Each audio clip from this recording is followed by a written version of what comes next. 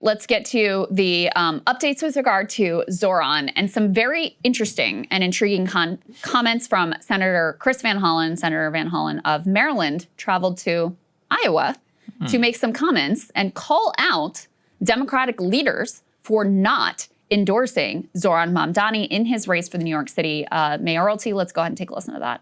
Fellow Americans and Iowans, we are at an inflection point.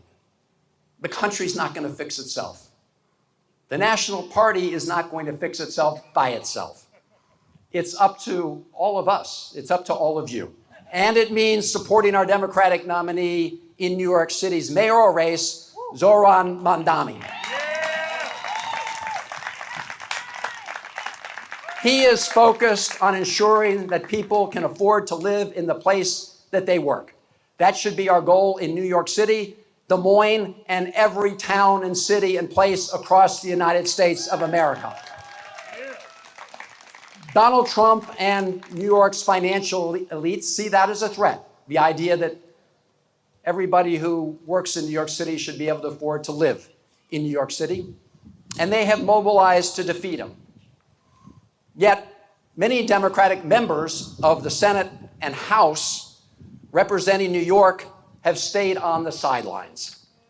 That kind of spineless politics is what people are sick of. They need to get behind him and get behind him now.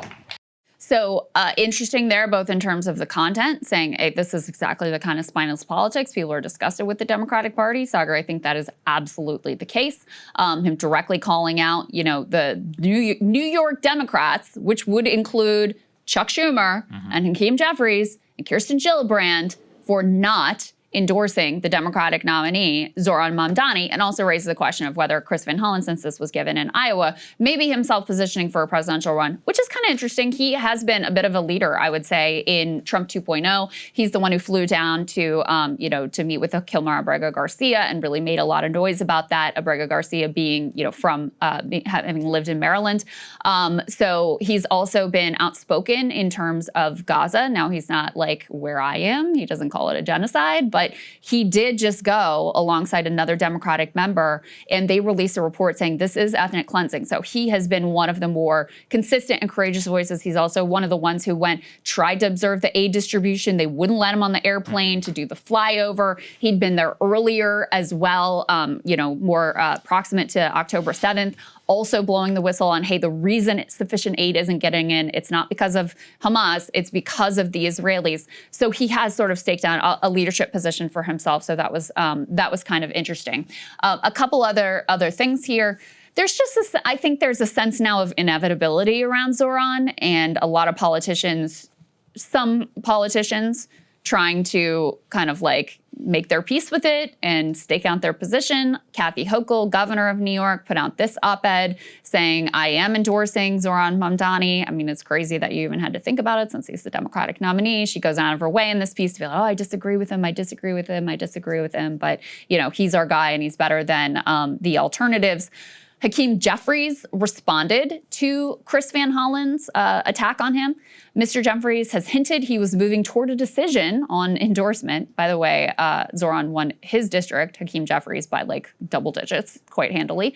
Leader Hakeem Jeffries will have more to say about the general election well in advance of November 4th, said a spokesman. Meanwhile, confused New Yorkers are asking themselves the question, Chris Van who? So that's where we are with that. Meanwhile, it looks like maybe Eric Adams, E5, is going to drop out of the race, potentially, but we got these indications before, so we'll see. Tara Rosenblum reporting to sources tell me New York City Mayor Eric Adams has made a decision, will likely drop out of the New York City mayor's race by the end of this week.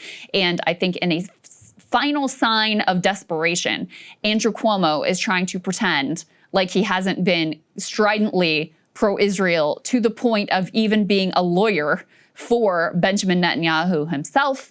New York Times reporting Cuomo, staunch supporter of Israel, says horrific Gaza war must end. Remarks were a departure for former Governor Andrew Cuomo, who trails Assemblyman Zohran Mamdani in the New York City mayor's race.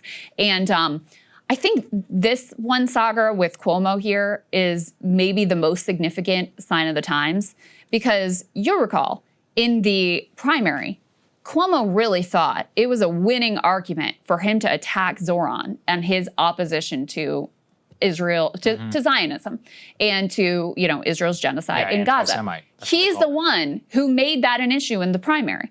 Now we're in the general election, so presumably a less liberal electorate. So if that message was going to stick anywhere, it would be with the general electorate. And even Cuomo, who has been a consistent, strident defender, is looking at the polls and going, I got to change my tune a little bit if I'm going to have a prayer of winning this mayor's race. And I don't think he has a prayer at this point anyway, but it's more interesting to see that in his last desperate flail, he's realizing even he needs to reposition himself with regard to Israel and Gaza. This is what makes Hakeem Jeffries so extraordinary. It's like the governor endorsed him. What are we doing here? You know, it's so obvious around it. This is just what being a Democrat is now. By the way, it's kind of an interesting prospect, actually, for how he's going to navigate what it's like to be mayor. I'm pretty curious. You know, Mr. Zohran is a lot smarter than a lot of his critics give him for. I don't know if you saw he's going to apologize to the NYPD about calling them racist in 2020. Let that be a lesson, shit libs, is you actually should backtrack on a few things if you want to get yourself elected. But on the other hand, what? He's also going to instruct them that they need to arrest Netanyahu if he comes into town. Yeah, great. So, yeah, exactly. I'll take that trade. It's equal application of the law. We believe in the law, not defunding the police and Mr. Shalwar Kameez shitlib that he used to be. So let it be a lesson. You know, ditch the Shalwar and the third worldist weirdo act and just, you know, put a suit on and be normal. And you yourself can take extraordinary positions and you can get the governor and the Democratic establishment and win the primary and make your way. So I am curious to see in particular how he gets, you know, how he navigates all of this and what it's like. It is very telling to see the Hakeem Jeffries, you know, the way that he is reacting because he is the literal leader. I don't know. It just feels Tea Party-esque to me. Oh, yeah. I actually would say on Zohran's part, dude, you need to like man up a little bit here and start attacking them straight up. Like maybe not Schumer because he's the New York senator, and I know Hakeem Jeffries is from New York as well, but I don't know. At a certain point, take on the Tea Party thing. Like these corrupt, you know, politicians are taking money from their donors and telling them not to endorse me. I fight for you, and they don't, and you should vote their asses out of office. Something like take on a posture. Because if they're going to act with such impunity, why should you not just take up the call of battle? I think in terms of the politics of it, that makes sense. I think he also has an eye. I mean, he's basically won this race. There's a new poll out today that has even if Adams and Sliwa drop out, he's still leading Cuomo by double digits. Right. So this race is over. I think he has an eye towards governing. And the New York governor can make your life miserable. Just ask Bill de Blasio, because when Andrew Cuomo was governor and de Blasio was mayor, they were legendarily at each other's throats. Now, de Blasio actually was still able to get through his pre-K, universal pre-K, which was an extraordinary achievement over the fierce objections and roadblocks of Cuomo. But if you are able to have something approximating a working relationship with the governor of New York, your mayoralty is more likely to be successful. Now, with regard to Hakeem Jeffries, that's a different deal. You know, I'm sure he is influential in New York. I don't really have a clear picture of how influential or how that works or what sort of pain he could cause for Zohran. But I think, you know, in addition to the Israel piece with Hakeem Jeffries, the other part is as Democratic leader, I think he wants to extract some sort of promise from Zohran that he's not going to back other primary challenges. And, you know, so what's ironic is that from Hakeem Jeffries holding out and Chuck Schumer holding out and all of these like mainstream Democrats holding out, I think they only spark more fury and interest from, you know, the left of the party to primary people, not to mention, let's say in 2028, they get their like centrist establishment Democratic nominee for president. Every lefty is going to turn around and say, vote blue no matter who. That didn't apply when we're talking about Zohran. So I think they are being very short-sighted and creating a lot of problems for themselves. And you're right, it does have Tea Party vibes. Like Zohran is wildly more popular in New York than Hakeem Jeffries or Chuck Schumer is. That's why I'm saying he should just take it up and be like, no, you know, it's like, I'm the captain now, bitch. Yeah. You know, like take over. Yeah. I want to see more of that energy. These people just got to go. I support that energy. Not even just for the left thing, because I don't care about a left takeover. I hate this ossified structure. It's undemocratic. It's narcissistic. It's the worst of politics.